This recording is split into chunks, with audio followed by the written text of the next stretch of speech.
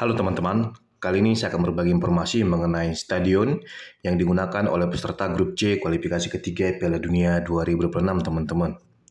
Dan yang pertama adalah tim nasional Jepang teman-teman.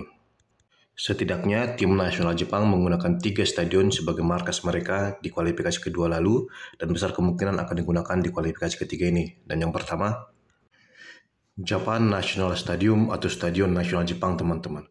Kapasitas stadion ini adalah 68.698 kursi penonton untuk sepak bola dan diresmikan di tahun 2019 lalu dan berlokasi di kota Tokyo dan merupakan markas utama dari tim nasional Jepang teman-teman.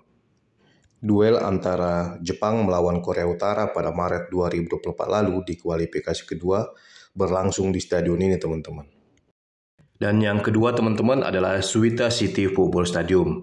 Stadion ini adalah markas alternatif bagi tim nasional Jepang dengan kapasitas 40.000 kursi penonton. Diresmikan pada tahun 2015 lalu dan terletak di kota Osaka teman-teman. Selain tim nasional Jepang, ada juga Gamba Osaka yang bermain di Liga 1 Jepang yang bermarkas di stadion ini. Dan stadion ini digunakan Jepang ketika menjamu Myanmar di kualifikasi kedua Piala Dunia 2026 pada November 2023 lalu teman-teman. Dan yang ketiga adalah Edion Peace Wing Hiroshima teman-teman. Stadion ini berkapasitas 28.520 kursi penonton, baru diresmikan di tahun 2024 ini dan terletak di kota Hiroshima teman-teman. Dan stadion ini merupakan markas dari klub Liga 1 Jepang bernama Safrece Hiroshima teman-teman. Dan pada bulan Juni 2024 lalu, stadion ini menjadi saksi bagaimana tangguhnya Jepang mengalahkan Suriah dengan skor 5-0 di laga terakhir mereka di kualifikasi kedua Piala Dunia 2026. Dan yang kedua teman-teman adalah tim nasional Australia. Sama dengan Jepang bahwa tim Australia menggunakan 3 stadion di kualifikasi Piala Dunia kali ini. Yang pertama adalah Melbourne Rectangular Stadium. Stadion ini merupakan stadion alternatif bagi tim nasional Australia dengan kapasitas 30.050 kursi penonton dan diresmikan pada tahun 2010 lalu. Stadion ini terletak di kota Melbourne dan menjadi markas klub Liga 1 Australia yaitu Melbourne Victory dan juga klub Liga 2 Australia yaitu Melbourne City teman-teman. Dan yang kedua teman-teman adalah Western Sydney Stadium, di mana stadion ini memiliki kapasitas 30.000 penonton dan diresmikan pada tahun 2019 teman-teman. Stadion ini terletak di kota New South Wales, Australia dan menjadi markas utama bagi klub Liga 1 Australia yaitu Western Sydney Wanderers. Selain itu, stadion ini juga digunakan sebagai stadion alternatif bagi tim nasional Australia, teman-teman. Dan stadion ketiga yang digunakan oleh timnas Australia di kualifikasi Piala Dunia kali ini adalah Perth Rectangular Stadium. Stadion yang pertama kali diresmikan pada tahun 1910 ini terletak di kota Perth dan merupakan markas dari klub Liga 1 Australia yaitu Perth Glory dan juga Perth Soccer Club di Liga 2 Australia, teman-teman. Dan selanjutnya teman-teman adalah markas dari tim nasional China. Sama dengan Jepang dan Australia, China juga menggunakan 3 stadion di bawah kualifikasi Piala Dunia 2026 ini. Dan yang pertama teman-teman adalah Shenzhen Universiade Sports Center, di mana stadion ini memiliki kapasitas 60.334 kursi penonton dan diresmikan pada tahun 2011 lalu. Klub Liga Super Cina yang terdegradasi ke Liga 2 Cina musim ini, Shenzhen Football Club menjadi penghuni dari stadion ini teman-teman. Selain Shenzhen Football Club, stadion ini juga digunakan sebagai markas alternatif tim nasional Cina di kualifikasi Piala Dunia kali ini. Dan stadion kedua adalah Tianjin Olympic Center teman-teman. Seperti namanya, stadion ini terletak di kota Tianjin teman-teman dengan kapasitas 54.696 kursi penonton.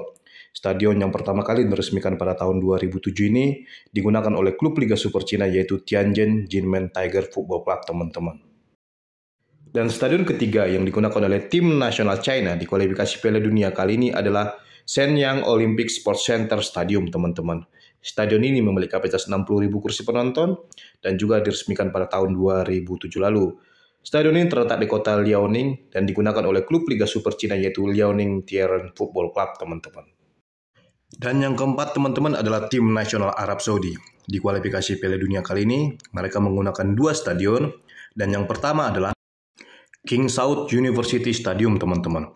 Di mana stadion ini adalah markas dari klub yang sedang dibela oleh Cristiano Ronaldo saat ini yaitu Al Nassr yang terletak di kota Riyadh dengan kapasitas 25.000 kursi penonton dan pertama kali diresmikan pada tahun 2015 lalu teman-teman. Dan stadion kedua yang digunakan oleh tim nasional Arab Saudi di kualifikasi Piala Dunia ini adalah Al-Fateh Soccer Club Stadium. Seperti namanya, stadion ini adalah markas dari klub Liga 1 Arab Saudi yaitu Al-Fateh Soccer Club dengan kapasitas 11.000 kursi penonton dan terletak di kota Al-Mubarak, teman-teman. Dan yang kelima, teman-teman, adalah markas dari tim nasional Bahrain. Tim nasional Bahrain hanya menggunakan satu stadion di babak kualifikasi ini. Stadion tersebut adalah Bahrain National Stadium atau Stadion Nasional Bahrain, teman-teman. Selain tim nasional Bahrain, stadion ini juga digunakan oleh dua klub Liga 1 Bahrain yaitu Al Rifa Soccer Club dan juga Al Khaldia Soccer Club, teman-teman. Stadion ini memiliki kapasitas 24.000 kursi penonton dan pertama kali diresmikan pada tahun 1982, teman-teman. Jadi, jika Indonesia melakukan laga tandang ke Bahrain, maka besar kemungkinan tim nasional Bahrain menjamu Indonesia di stadion yang terletak di kota Rifa ini, teman-teman. Dan berikut merupakan beberapa gambar penampakan dari markas tim nasional Bahrain tersebut, teman-teman. Yaitu Stadion Nasional Bahrain yang merupakan stadion termegah di negara Bahrain saat ini, teman-teman. Bisa kita lihat stadion ini cukup modern ya, teman-teman ya. Dan yang terakhir adalah tim nasional Indonesia. Indonesia sendiri berencana menggunakan Stadion Gelora Bung Karno dan juga Bung Tomo di kualifikasi ketiga ini, teman-teman. Dan yang pertama yang kita bahas adalah Stadion Gelora Bung Karno. Kita ketahui bersama bahwa di kualifikasi kedua Piala Dunia 2026, Indonesia selalu bermarkas di Stadion Gelora Bung Karno, teman-teman. Kita ketahui bersama bahwa kapasitas dari Stadion Gelora Bung Karno saat ini adalah 77.200 kursi penonton dan pertama kali diresmikan pada tahun 1962. Dan stadion ini sudah kita bersama bahwa terletak di kota Jakarta dan merupakan markas utama daripada tim nasional Indonesia, teman-teman. Selain timnas, terkadang Persija juga menjadikan stadion ini sebagai markas mereka, teman-teman. Stadion Gelora Bung Tomo dipersiapkan PSSI sebagai stadion alternatif tim nasional Indonesia karena di bulan September nanti timnas dikabarkan tidak bisa bermain di markas utamanya yaitu Stadion Gelora Bung Karno, teman-teman.